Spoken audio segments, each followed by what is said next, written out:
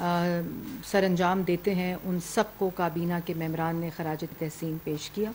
और जो कौमी एजेंडा हमारा है, जो कमिटमेंट हमारी नेशनल है पोलियो के ख़ात्मे के लिए, उसमें तमाम जो इसमें स्टेक होल्डर्स हैं उनके जज्बात को, उनकी काविशों को, उनकी कोशिश को, उनकी मेहनत को, उनकी कमिटमेंट को, उनके पैशन को खराज तहसीन पेश किया। इजलास में जो एजेंडा था उसके अंदर मुल्क के अंदर जो गंदम की सप्लाई और डिमांड है उसके ऊपर एक तफसीली ब्रीफिंग दी गई फूड मिनिस्ट्री की तरफ से, और इजलास को बताया गया कि मुल्क की ज़रूरत पूरे करने के लिए गंदम की इस वक्त वाफिर सफिशेंट जो मकदार है वो मौजूद है। इजलास में ये फ़ैसला किया कि करंट ईयर जो इस वक्त गुज़श्ता साल है उसके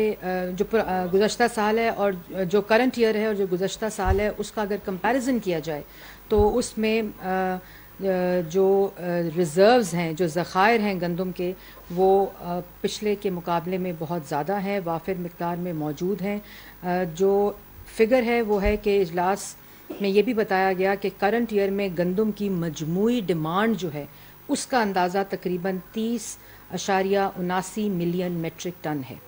और 2 मिलियन मेट्रिक टन के ज़खायर स्ट्रेटिजिक रिज़र्व जिनको कहा जाता है वो इसमें शामिल हैं। 1.8 मिलियन मेट्रिक टन के ज़खायर गुज़श्ता साल से मुंतकिल हुए हैं, और मौजूदा ज़खायर गुज़श्ता साल से 2% ज़्यादा इनका मजमुआ जो इसकी मकदार है वो बनती है। ये भी आप लोगों को मालूम है कि जो सैलाब के बाद जो सिचुएशन है वो जिस तरह ये पूरा सिलसिला हार्वेस्टिंग का और जो पूरी 1/3 ऑफ द कंट्री जो है वो पानी के नीचे थी सैलाब के दौरान, इन तमाम चीज़ों के बावजूद